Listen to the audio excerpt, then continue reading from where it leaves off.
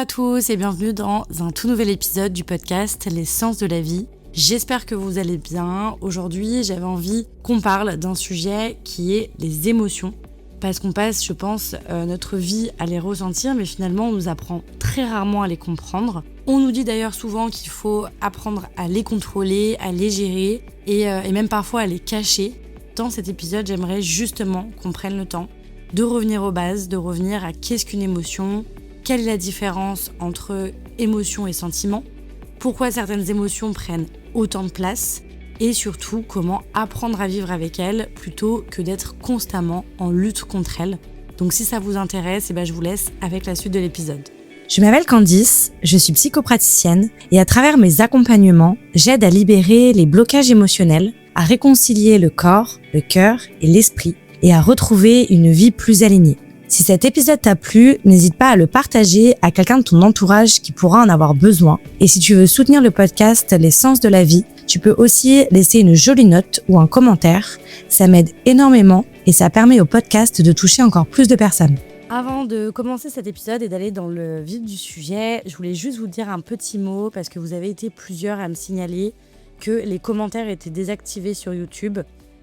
C'était un problème de mon côté, mais rassurez-vous, c'est maintenant résolu. Voilà, petit aparté, je vous laisse avec la suite de l'épisode. Je suis très contente de pouvoir vous retrouver aujourd'hui pour parler de ce sujet sur les émotions.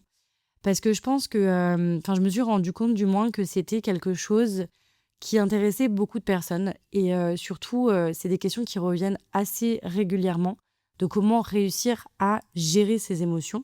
Une émotion, qu'est-ce que c'est concrètement ? Une émotion, c'est une réaction naturelle de notre cerveau et de notre corps face à une situation. Elle va apparaître très rapidement et avant même qu'on ait le temps de réfléchir, ça va être un message. Et je trouve ça d'ailleurs important de le dire parce qu'on considère souvent nos émotions comme nos ennemis, alors qu'en réalité, elles sont vraiment des messagers. Ce qu'il faut comprendre, c'est qu'une émotion, elle va jamais venir contre nous, mais elle vient pour nous. Elle va essayer de nous dire quelque chose et surtout de nous montrer qu'il y a quelque chose qui mérite notre attention. Et ça va déjà changer énormément de choses. Ça va changer déjà la manière dont on va regarder nos émotions. Et je trouve que c'est aussi important de pouvoir se rendre compte que si elles sont présentes, c'est aussi qu'elles sont utiles et que derrière, en fait, il y a quelque chose à comprendre. Il existe plusieurs types d'émotions et on va les appeler les émotions dites primaires. Dans ces émotions-là, on va retrouver la joie, la tristesse, la peur, la colère, le dégoût et la surprise. Toutes les autres émotions qu'on va ressentir sont bien souvent des nuances ou des combinaisons de celles-ci. Par exemple, on va retrouver la culpabilité, la honte, la frustration, la jalousie, la déception.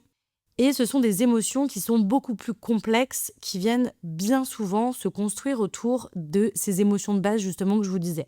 Ce qui est intéressant, c'est qu'en fait, derrière ces émotions, il y a bien souvent une fonction et surtout un besoin. Donc, pour ce qui va être des fonctions des émotions, ça peut être par exemple la peur qui va venir nous protéger. Elle va nous aider à anticiper un danger. La colère peut nous montrer qu'une limite a été dépassée, qu'il y a quelque chose qui ne nous convient plus.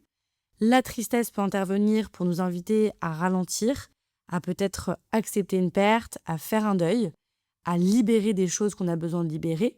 La joie, elle, va nous montrer que nos besoins sont nourris, qu'on est aligné avec quelque chose qui est important pour nous.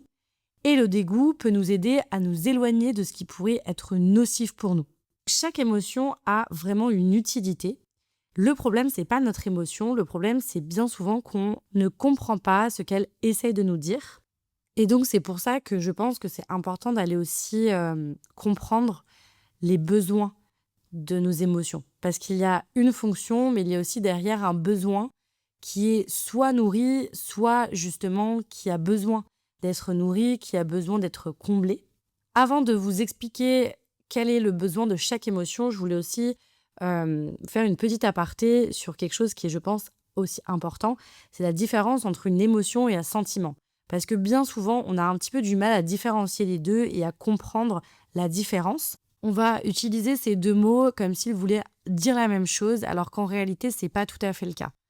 Une émotion, c'est quelque chose qui apparaît de manière un peu automatique. Ça va être une réaction immédiate de notre cerveau et de notre corps face à une situation. Par exemple, si on imagine que vous soyez en voiture et qu'une autre voiture vous coupe la route, vous allez potentiellement ressentir un pic de peur ou de la colère. Et cette réaction, c'est justement instantané et vous n'avez pas choisi de la ressentir, elle va arriver toute seule. Le sentiment, lui, va se construire justement après l'émotion. Il va bien souvent être influencé par nos pensées, nos croyances, nos expériences, notre histoire, la façon dont on va interpréter ce que l'on vient de vivre. Et si on reprend l'exemple de la voiture, la peur ou la colère ressentie sur le moment, c'est donc l'émotion qui va durer quelques minutes, quelques secondes. Mais ensuite, si pendant plusieurs jours, vous vous répétez « les gens sont dangereux », je ne me sens pas en sécurité au volant. Et dans ces moments-là, ce qu'on va ressentir, ça va être un sentiment d'insécurité. Autre exemple, si on imagine qu'un proche oublie votre anniversaire, sur le moment, vous ressentez de la tristesse, de la déception, ça peut être une émotion quelconque qui va arriver au moment où la situation se produit, où vous réalisez que, par exemple, qu'on ne vous a pas souhaité votre anniversaire. Et ensuite, votre cerveau va commencer à réfléchir et peut-être que vous allez vous dire « je ne compte pas pour cette personne, je passe après les autres ». Et en fait, petit à petit, vous allez installer un sentiment de rejet ou un sentiment de solitude. Donc l'émotion, c'est un petit peu comme une vague, elle va monter, elle va atteindre un pic et naturellement, elle va venir redescendre. Alors que le sentiment, lui, va ressembler davantage à une forme de climat, si on pourrait dire. Il peut rester pendant plusieurs jours, plusieurs semaines, voire plusieurs mois, parce qu'il est entretenu par nos pensées et nos interprétations. Et c'est aussi pour ça que deux personnes peuvent vivre exactement la même situation sans ressentir la même chose sur la durée. L'émotion de départ peut être similaire, mais le sentiment qui va s'installer derrière sera différent selon les expériences des personnes, leur histoire, leurs croyances ou encore leurs blessures. Et je trouve que c'est important de comprendre cette différence parce qu'on ne peut pas empêcher une émotion de disparaître.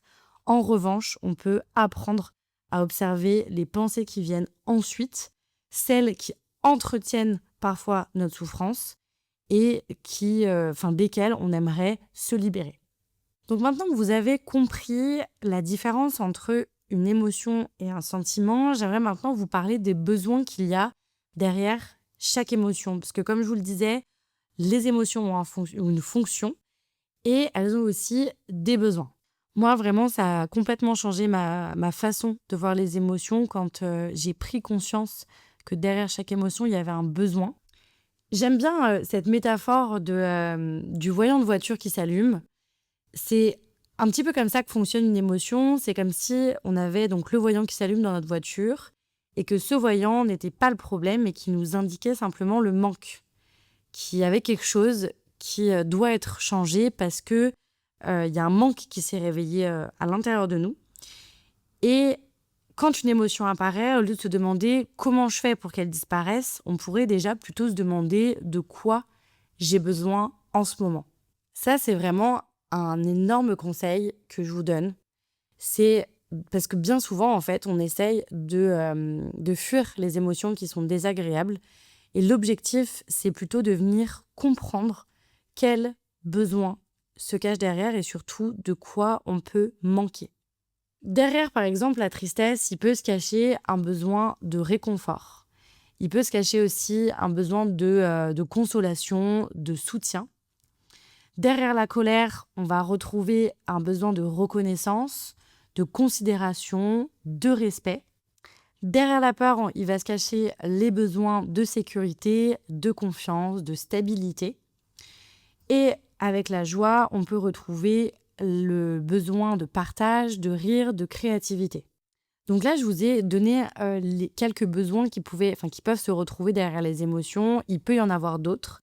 Et surtout, ça peut être un peu plus précis. Par exemple, avec la peur, ça peut donc être les besoins que je vous ai cités.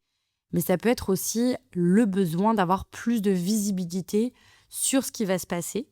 Derrière la colère, il peut donc aussi y avoir le fait d'avoir besoin qu'on respecte nos limites, qu'on nous écoute aussi davantage, qu'on reconnaisse ce qu'on ressent ou qu'on fasse preuve de justice envers nous.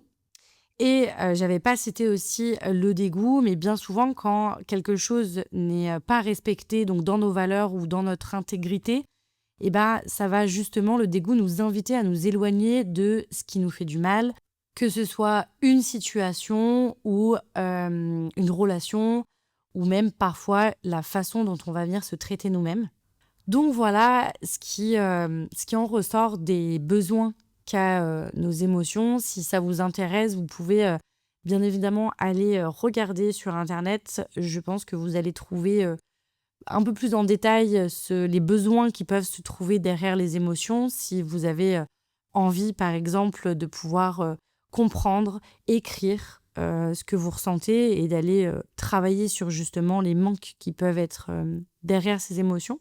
Ce qui est intéressant, c'est aussi qu'on peut ressentir une émotion avec une personne, mais sans avoir le même besoin qui se cache derrière. C'est-à-dire, par exemple, que deux personnes peuvent ressentir de la colère, mais que derrière cette colère-là, il ne va pas y avoir forcément les mêmes besoins. Pour une personne, ça va être un besoin, par exemple, de respect. Pour l'autre, ça va être un besoin de reconnaissance. Et si on imagine pour une troisième personne, ça peut être simplement un besoin de repos parce qu'elle va être épuisée, par exemple, depuis plusieurs semaines. Et c'est pour ça que c'est important de ne pas chercher uniquement à faire disparaître l'émotion, mais plutôt à comprendre ce qu'elle vient nous dire au moment où elle vient s'exprimer. Et je pense que c'est très important de venir chercher à comprendre plutôt que de chercher à faire disparaître l'émotion. Et d'ailleurs, c'est justement là qu'aussi je voulais revenir sur cette idée de vouloir contrôler nos émotions. Parce que si une émotion est un message, vouloir simplement la faire taire sans l'écouter et sans essayer de comprendre ce qu'elle a à nous dire, c'est un peu comme si on cassait le voyant de la voiture au lieu d'aller remettre de l'essence. On ne va pas régler le problème, mais on va éviter simplement de le voir. Et c'est pour ça que venir comprendre l'émotion, c'est vraiment quelque chose de très important, encore une fois. Il y a aussi quelque chose, en fait, je reviens un petit peu sur ce que je viens de dire sur le contrôle des émotions, c'est que je pense qu'aujourd'hui, on vit aussi dans une société où on nous apprend très vite à contrôler ce que l'on ressent et du moins à nous faire croire qu'il faut contrôler ce que l'on ressent. Par exemple, quand on est enfant et qu'on pleure, on a souvent tendance à nous dire « ne pleure pas ». Ou quand on est en colère, « calme-toi ». Ou quand on a peur, nous dire « mais non, il n'y a pas de raison d'avoir peur ».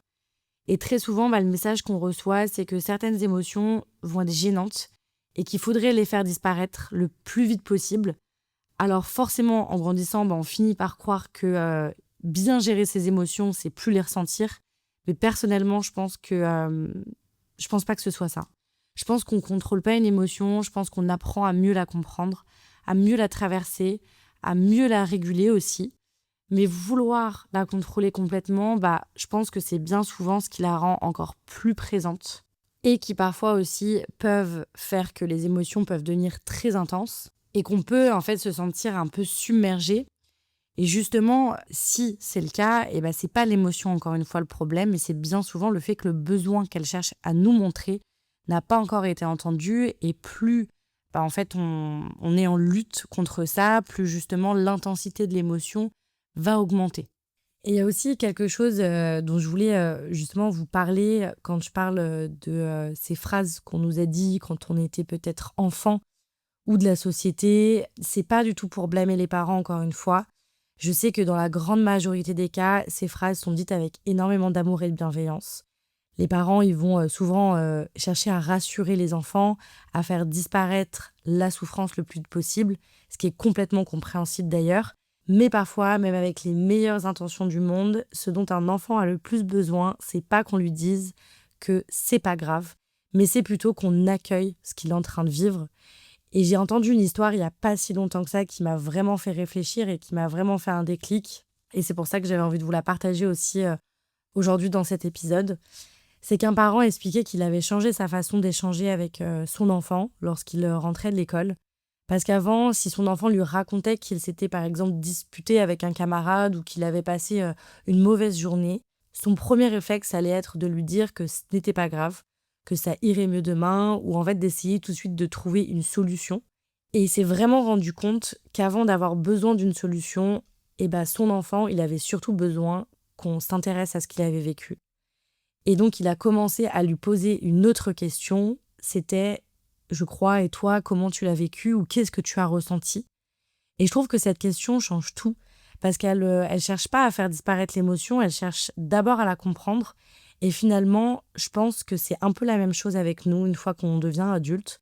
Quand une émotion apparaît, eh ben notre premier réflexe, ça va souvent être de vouloir la faire taire, de la calmer ou trouver immédiatement une solution, alors que parfois on aurait simplement besoin de prendre quelques minutes pour se demander qu'est-ce que je suis en train de ressentir et pourquoi je ressens ça, avant de vouloir réparer une émotion.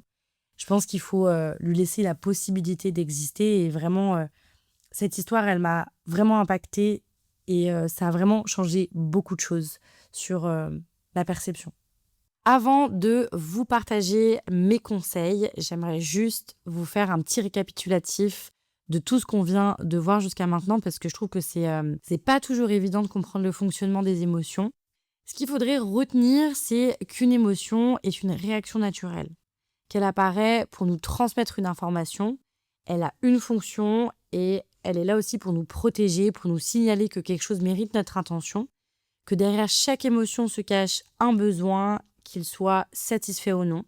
Et plus ce besoin va rester ignoré, plus l'émotion peut prendre de la place. Et donc finalement, le but, c'est pas de contrôler ces émotions encore une fois, mais plutôt d'apprendre à les écouter, à les comprendre et à répondre quand c'est possible aux besoins qu'elles cherchent à nous montrer. Maintenant que tout ça est un peu plus clair, j'avais envie de vous partager quelques conseils qui, j'espère, pourront vous aider au quotidien avec ces émotions. Le premier conseil, ce serait déjà de prendre le temps d'identifier ce que vous ressentez. Parce que bien souvent, on sait que ça va pas, mais on ne sait pas vraiment pourquoi ça va pas. Du moins, on ne sait pas forcément que ça peut être de la colère, de la frustration, de la déception, de la peur, de la culpabilité. Je ne sais pas si c'est important de poser un mot précis sur une émotion, mais en fait, c'est vraiment l'objectif, c'est de faire connaissance avec ce qu'on ressent plutôt que de repousser ça. Je pense que peut-être, oui, poser des mots, ça peut aider, ou peut-être juste être 5 minutes avec soi et avec ces sensations qu'on peut ressentir. C'est déjà la première étape pour justement rentrer en connaissance un petit peu avec cette émotion, avec ces émotions ou ces ressentis. Le deuxième conseil, c'est de vous demander de quoi ai-je besoin en ce moment. Ça, je trouve que c'est une question qui va complètement changer notre façon de voir les choses. Au lieu d'être focalisé sur le fait de faire disparaître l'émotion, on va justement mettre notre attention sur quelque chose d'autre. C'est de chercher à comprendre le manque. Donc ça peut être un besoin de repos, de sécurité, d'être écouté, d'être rassuré, de prendre du temps pour vous. Parfois, rien que le fait d'identifier ce besoin, ça va vraiment permettre à l'émotion de s'apaiser un peu. Et une fois que vous avez identifié ce besoin, c'est de vous demander qu'est-ce que je peux mettre en place, même à petite échelle, pour commencer à y répondre. Parce que identifier un besoin, c'est une première étape, mais essayer de le nourrir, c'est ce qui va réellement permettre à l'émotion de s'apaiser. Et parfois, ce sera quelque chose d'assez simple. Si vous avez, par exemple, besoin de repos, ça peut être de vous accorder une soirée plus calme. Si vous avez besoin de soutien, ça peut être d'appeler une personne en qui vous avez confiance. Si vous avez besoin de poser une limite, ça peut peut-être avoir une conversation nécessaire. Évidemment, on ne va pas toujours combler un besoin immédiatement et je me doute bien que ce n'est pas toujours évident de venir combler certains besoins et du moins d'avoir conscience des besoins qu'on a besoin d'aller, entre guillemets, nourrir. Mais je pense que c'est vraiment important de ne pas laisser ce besoin de côté et de donner progressivement de la place dans votre vie pour justement apaiser ce côté émotionnel. Et mon troisième conseil, ça va être de vous autoriser à ressentir. Je sais que c'est pas toujours évident parce qu'on a souvent peur qu'en accueillant une émotion, elle prenne encore plus de place. Mais en réalité, c'est souvent l'inverse qui se produit. Une émotion qu'on accueille, elle va circuler, alors qu'une émotion qu'on refuse ou qu'on repousse, va souvent justement revenir encore et encore jusqu'à qu'on accepte de l'écouter. Et je pense que c'est pour ça que c'est aussi important de venir faire un travail au niveau corporel. Donc ça peut être même par exemple le fait de de venir mettre du mouvement dans ce qu'on vit quand on a par exemple des émotions fortes, parce que rien que le fait de mettre du mouvement, et ben, ça peut aussi aider l'émotion à circuler. Il y a aussi une situation dont on parle peu, mais qui est pourtant très fréquente. C'est que certaines personnes n'ont pas l'impression de ressentir grand-chose. Et elles me disent souvent qu'elles ne savent pas ce qu'elles ressentent ou encore qu'elles sont complètement déconnectées de leurs émotions. Et c'est important de comprendre que c'est pas parce qu'on ressent pas ces émotions qu'elles ne sont pas présentes, parce que notre cerveau a juste appris en fait à les mettre de côté pour nous protéger. Et ça peut arriver après des événements difficiles, lorsqu'on a grandi dans des environnements où il n'y a pas eu forcément la place aux émotions, ou tout simplement parce qu'on s'est habitué avec le temps à ne plus les écouter. Et dans ces situations-là, le travail n'est pas de contrôler encore une fois ces émotions, mais au contraire de réapprendre à les reconnaître, à les accueillir, à s'y reconnecter progressivement. Ça, c'est aussi un conseil que je voulais vous donner. Et c'est souvent beaucoup plus facile lorsqu'on est accompagné parce qu'on n'a pas toujours les clés pour comprendre ce qui se passe en nous, surtout si on a une déconnexion qui s'est installée depuis très longtemps. Et d'ailleurs, c'est un sujet que je parle dans un épisode de podcast qui est se couper de ses émotions ou trop ressentir si ça vous intéresse. J'explique pourquoi certaines personnes ont l'impression de rien ressentir alors que d'autres ont le sentiment d'être submergées en permanence par leurs émotions. Donc si ça vous intéresse, je vous invite à aller l'écouter. Et voilà, je voulais faire une petite aparté par rapport à ça et un petit peu par rapport au fait de venir écouter ses émotions et surtout de se reconnecter à elles. Parce que je pense que ça peut aider aussi justement avec cette gestion émotionnelle. J'espère en tout cas que cet épisode vous aura permis de voir les choses, du moins les émotions, d'un autre regard. Si vous deviez retenir une chose aujourd'hui, ce serait peut-être que vos émotions ne sont pas vos ennemis, qu'elles ne sont pas là pour vous compliquer la vie ou pour vous faire souffrir, même si je sais que ce n'est pas toujours évident, qu'il y a beaucoup d'émotions qui ne sont pas très agréables à ressentir. Mais voilà, elles sont vraiment là pour vous transmettre un message, pour vous montrer un besoin et surtout pour nous guider vers une meilleure compréhension de nous-mêmes. Merci beaucoup d'avoir pris le temps d'écouter cet épisode aujourd'hui. Si vous pensez qu'il peut aider une personne de votre entourage, n'hésitez pas à lui partager. Et si vous avez des idées de sujets que vous aimeriez que j'aborde dans les prochains épisodes, n'hésitez pas à m'en faire part, que ce soit en commentaire sur la plateforme d'écoute sur laquelle vous écoutez cet épisode ou même directement par mail. Vous avez toutes les informations en description de l'épisode. Je vous souhaite de prendre soin de vous et je vous dis à la semaine prochaine pour un tout nouvel épisode.